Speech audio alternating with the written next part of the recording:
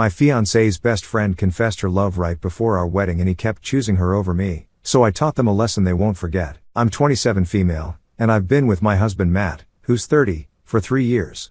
We got married 5 months ago, and up until right before the wedding, I thought everything was perfect. We had no major issues or drama, just the usual stuff every couple deals with, like who's going to do the dishes or what to watch on Netflix. Nothing serious. Anyway, there's this woman Sarah. She's been Matt's best friend since high school, and yeah, I knew about her from the beginning. He was always open about their friendship, and I didn't really see a problem with it at first. I mean, she had a long-term boyfriend, so it never crossed my mind that she could be a threat. I even met her a bunch of times, and we all hung out together pretty often. I honestly thought Sarah and I got along well. She was nice enough, I guess, and I didn't get any weird vibes from her. I figured she was just one of those people who has a close friendship with a guy, and it's totally platonic. But then, about a week before our wedding, things got real weird. It was a regular weeknight, and Matt and I were just chilling at home. I think we were talking about wedding plans or something, and then suddenly Matt gets all serious, like he's got this look on his face, and I could tell something was bothering him. I asked him what was up, and he says we need to talk. You know that feeling when someone says that and your stomach just drops? Yeah, that's how I felt. I thought maybe he was having cold feet or something. So we sit down, and he's like, "There's something I've been meaning to tell you, and I don't want you to freak out." That's always a great way to start a conversation, right? My brain immediately goes into overdrive, thinking of all the worst case scenarios, but nothing could have prepared me for what he said next. He goes, "Sarah told me she's in love with me." I honestly thought I didn't hear him right. I was like, "Wait, what?" He repeated it, and I just sat there stunned. Like, what do you even say to that? My heart was racing, and I could feel my face getting hot. This woman who I thought was just his friend straight up told him she's in love with him. I didn't even know how to process it at first. Matt kept talking, explaining the whole situation while I sat there in shock. Apparently, Sarah had told him this just a few days ago. She said she couldn't keep it a secret anymore and that she had been in love with him for years. And get this, she had broken up with her boyfriend of 6 years because of her feelings for Matt. I couldn't believe what I was hearing. How could I have been so blind to this? I mean, we were literally about to get married, and she drops this bomb on him. It was like something out of a bad movie. I started asking him a million questions, like why didn't you tell me sooner and what did you say to her? Because let's be real, I needed to know exactly how he handled this. The last thing I wanted was for him to have led her on in any way. Matt told me that he shut her down immediately, saying that he was in love with me and that he was going to marry me, end of story. He made it clear to her that nothing was going to happen between them. He even said he felt sorry for her, which kind of made me mad, honestly. Like, why would you feel sorry for someone who just tried to mess up your relationship? As he's telling me all this, I started getting this really weird feeling. Not jealousy exactly, but more like I'd been blindsided. Here I was, thinking I had nothing to worry about with Sarah, and the whole time she was secretly in love with my husband. It just felt wrong. I mean, how long had she been pretending to be my friend while she was really just waiting for her chance with Matt? I asked him what he planned to do about it, and he said that he thought we should cut her off completely. He didn't want to risk anything, and he didn't want me to feel uncomfortable, which I appreciated, but part of me couldn't help but wonder if he was really telling me everything. Like, was this really the first time she'd made a move on him, or had there been other moments I didn't know about? We decided to uninvite her from the wedding. I mean, there was no way I was going to have her there after what she did. It was awkward because some of our friends knew her and would probably ask questions, but I didn't care. I wasn't about to let her ruin our big day. Matt sent her a message letting her know that it was best if she didn't come, and that was that. Or so I thought. The days leading up to the wedding were kind of tense. I kept replaying the whole thing in my head, trying to figure out if I missed any signs or if Matt had ever said or done anything that could have encouraged her. But every time I brought it up, he reassured me that nothing had ever happened between them and that he only saw her as a friend. I wanted to believe him, and for the most part I did, but there was still this nagging feeling in the back of my mind that wouldn't go away. I tried to focus on the wedding, though, and for the most part it went off without a hitch. Sarah was out of the picture, and everything seemed fine again. We got married, went on our honeymoon, and life started to feel normal. But in the back of my mind, I couldn't help but wonder if I'd really heard the last of her. Looking back, maybe I should have pushed harder to figure out what was really going on, but at the time I just wanted to move on and put the whole thing behind us. Little did I know, things were far from over. A few months later, and everything seemed fine again. You know, normal married life, work, weekends together, stuff like that. Honestly, I thought the whole Sarah situation was behind us. I mean, we uninvited her to the wedding, and we hadn't heard from her since, so I figured we'd moved on. Then Matt's birthday came around. He didn't want anything too crazy, just a dinner with family and some close friends. Nothing big, just a chill evening at this restaurant we like. I was totally on board with that. We invited about 10 people, some of his family, a couple of our mutual friends, and it was supposed to be this nice, low-key birthday thing. The dinner started off pretty great. Everyone was having a good time, and the mood was light. I remember sitting there, looking at Matt, thinking how glad I was that we were past all the wedding drama. We're all eating, laughing, talking, you know how it goes. When out of nowhere, someone walks into the restaurant, and who is it? Sarah. Yeah, Sarah, the same Sarah who we'd cut off months ago. At first, I didn't even notice her. We were deep into some conversation about one of our friends' new job, and I was kind of zoned out, just enjoying the night. But then I hear this voice say, "Oh hey, I didn't mean to intrude, I was just grabbing dinner alone and saw you guys here." And I swear, my stomach dropped.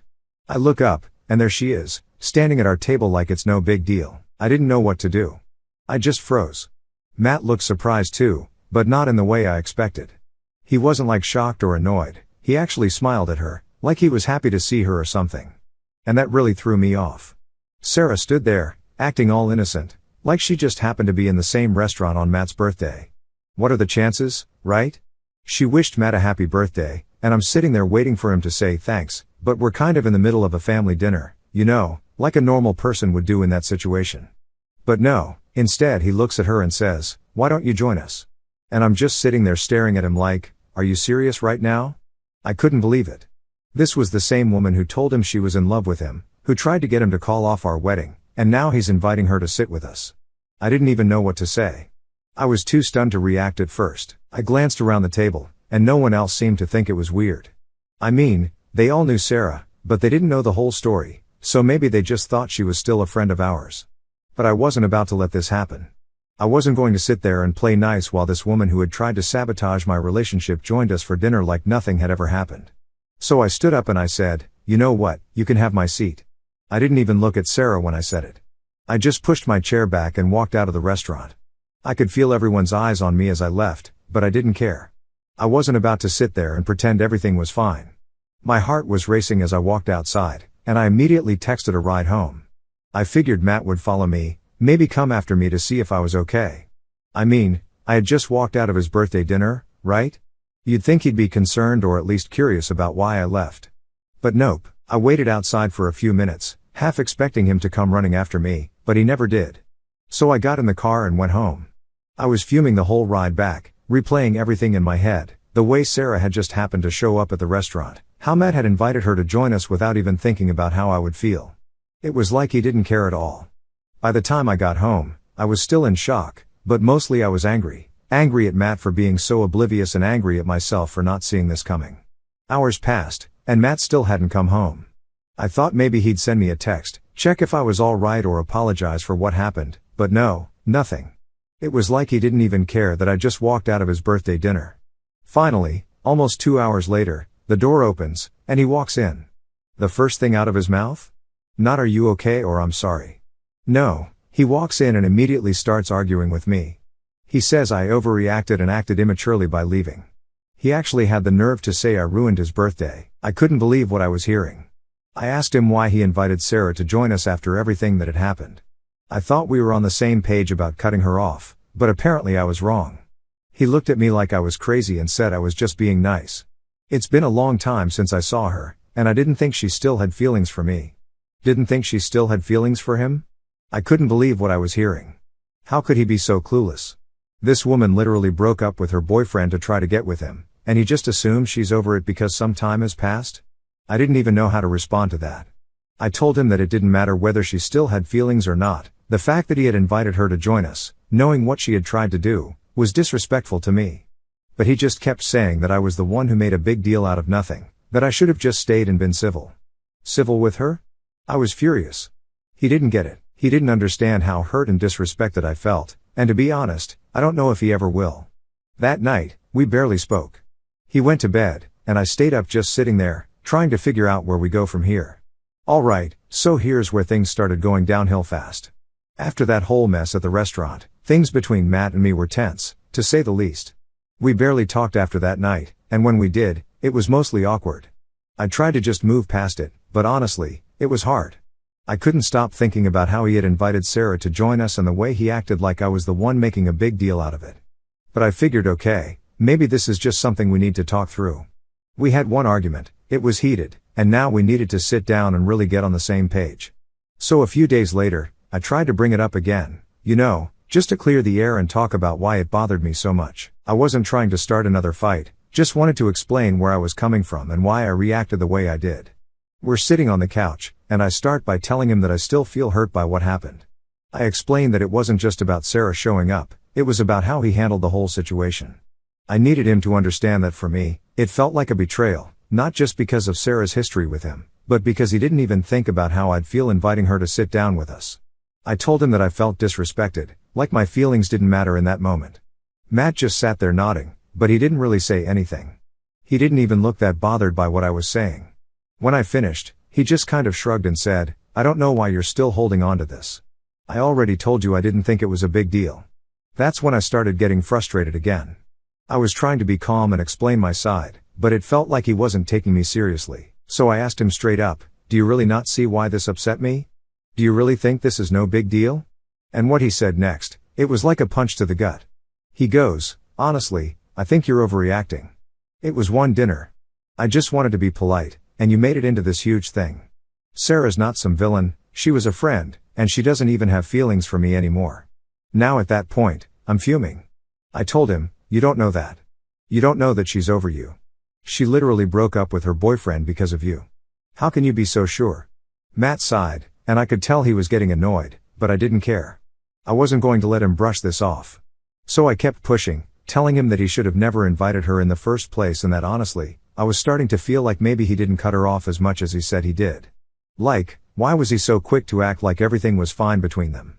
That's when he drops something on me that I wasn't expecting. He goes, "Well, yeah, we haven't talked much, but we did text a few times after the wedding. It wasn't a big deal, she just wanted to check in and make sure things were good between us." I swear, I felt like I'd been slapped. "What do you mean you've been texting her?" I asked. "I thought we agreed to cut her off. Why would you keep talking to her after everything she did?" Matt acted like it wasn't a big deal. He said, "I didn't want there to be any bad blood, that's all. It's not like we're best friends again, it was just a few texts, nothing serious." But to me, it was serious. It was very serious because it wasn't just about the texts, it was about the fact that he had been hiding it from me. I thought we were on the same page, that we had both agreed to keep Sarah out of our lives, but now I was finding out that Matt had still been in contact with her behind my back. I asked him, "Why didn't you tell me? If it was no big deal, why didn't you say anything about texting her?" And of course, he didn't have a good answer for that. He just kind of shrugged again and said, "I didn't think it was worth mentioning. I didn't want to upset you." Well, mission not accomplished, because now I was more upset than ever. It wasn't just about Sarah anymore, it was about trust. If he could keep something like that from me, what else was he hiding? How was I supposed to trust him when he clearly didn't think it was important to tell me the truth? We ended up arguing for the rest of the night, and by the end of it, I was exhausted. I felt like I was banging my head against a wall, trying to get him to understand why this hurt so much, but he just wasn't getting it. To him, it was all just a misunderstanding. He kept saying that I was blowing things out of proportion, that I was making something out of nothing. But to me, it wasn't nothing. It was the fact that he had been dishonest with me, that he had gone behind my back and done exactly what we agreed not to do. I couldn't even look at him after that. I went to bed early just to get away from him, and I lay there for hours, staring at the ceiling, wondering how we got here. How did we go from being this happy, problem-free couple to this? It was like everything I thought I knew about our relationship had changed, and I didn't know how to deal with it. The next morning, things were awkward. We barely talked, and when we did, it was short and cold. I could feel this huge wall between us, and I didn't know how to break it down. I wasn't sure if I even wanted to at that point. All I knew was that the trust I had in Matt was shaken, and I didn't know how to fix it. And the worst part? Matt still didn't seem to understand why I was so upset. He kept acting like this was all just some big misunderstanding that I should get over. But I couldn't. I couldn't just get over it because to me, it wasn't just about Sarah anymore. It was about our relationship and whether I could really trust him going forward. Alright, so after everything with the texting and all that, things between me and Matt just kept getting worse. It was like every day I was walking on eggshells around him. We barely spoke unless we had to, and even then it felt forced. You know that feeling when you're around someone and it's just awkward? Yeah, that was us. I didn't know how to fix it, and honestly, I didn't know if I wanted to. Part of me was so angry that I didn't even want to deal with it anymore. But at the same time, we were married, right? We'd made these vows, and I felt like I had to at least try to make it work. So after a few days of just avoiding each other, I decided to talk to him again. I figured we couldn't keep going like this forever. I sat him down one night, and I tried to be as calm as possible. I didn't want it to turn into another argument, I just wanted to talk like two adults. I told him, look, we need to figure this out. We can't keep living like this, barely talking to each other. I feel like there's a wall between us, and I don't know how to break it down. He didn't say much at first, just nodded and looked at the floor. So I kept going, telling him that we needed to rebuild trust if we were going to make this work. I told him how hurt I still was by everything that had happened and how the whole texting thing made it even worse. I said, I just need to know that you're being honest with me, and right now I don't feel that way. And finally, he looked up at me and said, I get it, I do. But I swear there's nothing going on with Sarah. I haven't talked to her since that last time. I've been trying to give you space, but it feels like no matter what I do, it's not enough. That actually surprised me a bit. I hadn't really thought about how he was feeling in all this.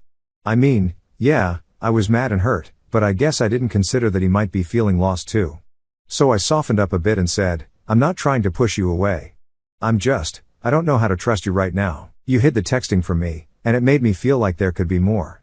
Matt sighed and said, I know I messed up by not telling you about the texts. I didn't think it would matter. In my mind, Sarah was out of the picture. I never thought it would blow up like this. I'm sorry for not being honest with you, but I'm telling you now, there's nothing else. I don't know what else I can say to prove that. I sat there for a second, just letting it sink in. I wanted to believe him. I really did. But something still felt off. I didn't know if it was just me being paranoid or if there was really something he wasn't telling me. But I figured if we were going to move forward, I had to at least give him the benefit of the doubt. So I told him, okay, I'm willing to try to move past this. But you have to be honest with me from now on. No more hiding things, even if you think it's small. We have to be on the same page. He agreed, and for a minute it felt like maybe we were making progress. I wasn't totally convinced that things were going to be fine, but it was at least a step in the right direction. But here's where it gets complicated again. A few days after that conversation, I was still feeling a little uneasy about the whole Sarah thing. I didn't want to keep bringing it up with Matt, so I decided to do something that, looking back, I probably shouldn't have. I went through his phone. Now, before you judge me, I know it's not the best move, but I needed to know for sure that he wasn't hiding anything else from me. He'd already lied about texting her before, so how was I supposed to just take his word for it now? I felt like I had no choice. So when he was in the shower, I grabbed his phone and started scrolling through his messages. At first, I didn't see anything suspicious. It was mostly texts with his family and a few friends. But then I opened his Instagram DMs, and that's where I saw it, a message from Sarah. It wasn't anything crazy, just her asking how he was doing and if he wanted to grab coffee sometime. But the date on the message, it was from after our last fight, after he promised he wasn't talking to her anymore. And the worst part, he had responded. He didn't say much, just something like, I'm good, just busy with work. But that was enough for me. He'd lied again. He was still talking to her, and he didn't even bother to tell me. I couldn't believe it. After everything we'd been through, after all the promises he made, he was still talking to her behind my back. I didn't know what to do. I felt this wave of anger and betrayal wash over me. I just stood there, staring at his phone, not even sure how to react. Should I confront him right away? Should I wait and see if he mentions it himself? My mind was racing, and I felt like I was about to explode. When he came out of the shower, I didn't say anything at first. I just sat there, trying to keep my cool. But I couldn't hold it in for long. I turned to him and said, so when were you going to tell me that Sarah messaged you again? His face went pale. He knew he was caught. He tried to stammer out some excuse, but I wasn't having it. I threw his phone at him and said, I saw the messages. You told me you weren't talking to her anymore. You lied to me again. He tried to defend himself, saying it was just one message and that he didn't even plan on meeting up with her. But I didn't care. The fact that he hid it from me again was all I needed to know. I stormed out of the room, slamming the door behind me. I didn't even want to look at him. How could he keep doing this? How could he keep betraying my trust over and over again? That night, I slept in the guest room, and for the first time since we got married, I wasn't sure if we were going to make it. So after that whole thing with the Instagram messages, I was done, like mentally done. I didn't know what to believe anymore, and I honestly didn't even want to deal with Matt at that point.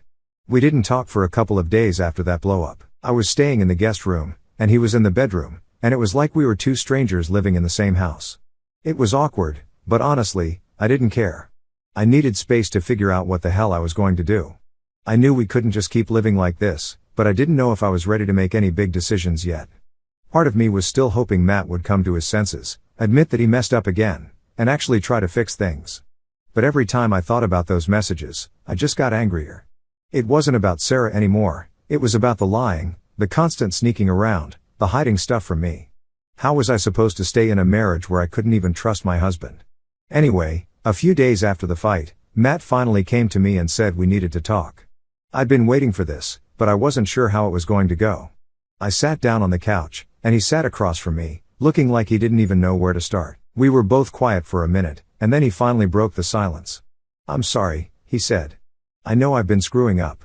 I didn't think the messages were a big deal, but clearly they were to you. I should have told you." I wanted to believe he was being genuine, but at this point, words didn't mean much to me. He'd apologized before and then gone right back to doing the same thing. So I asked him, "Why didn't you tell me? If it wasn't a big deal, why not just be upfront about it? You knew how I felt about you talking to her." He paused for a second, like he was trying to come up with the right thing to say, but I could see he was struggling. Finally, he said, "I didn't want to upset you again. I thought if I just didn't mention it, we could avoid another fight." That's when I lost it. I stood up and said, "That's exactly the problem, Matt. You're trying to avoid fights by hiding things from me, but that just makes everything worse. If you had just told me about the messages, maybe I would have been upset for a minute, but at least I wouldn't feel like you're constantly lying to me. I can't trust you when you keep doing this." He looked shocked, like he didn't realize how deep the issue really went for me. And maybe he didn't. Maybe he thought this was all just about Sarah, but it wasn't. It was about trust. It was about the fact that I couldn't count on him to be honest with me. And for a marriage, that's pretty much the most important thing, right? Without trust, what do you even have? We went back and forth for a while, him apologizing and me telling him it wasn't enough. I wasn't yelling or anything, but I was just laying it all out there. I told him I didn't know if I could keep doing this, that I needed to feel like he actually cared about fixing things, not just saying sorry and moving on. Matt kept saying he was sorry and that he didn't want to lose me, but at the same time, I didn't feel like he was really getting it. It was like he thought saying sorry would make everything magically go back to normal, but for me, it wasn't that easy. Things weren't just going to be okay because he apologized. There was damage done, and I didn't know if we could fix it. After a while, I just sat back down and said, "I don't know if I can do this anymore, Matt. I love you, but I can't keep living like this. I can't keep wondering if you're hiding something from me. It's exhausting." He didn't say anything for a minute, and I could see the gears turning in his head. I think he finally started to realize how serious I was. I wasn't just mad, I was on the edge of being done. He reached out for my hand, but I pulled away, not to be mean, but because I wasn't ready to just forgive him yet. I wasn't even sure if I wanted to.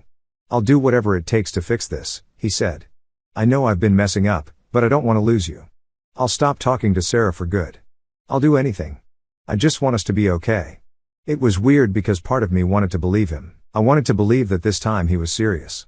But the other part of me was tired of the lies, the drama, the constant feeling of betrayal.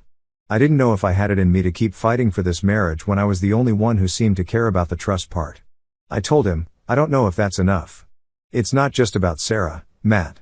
It's about the fact that you didn't think it was important to be honest with me, and I don't know how we fix that."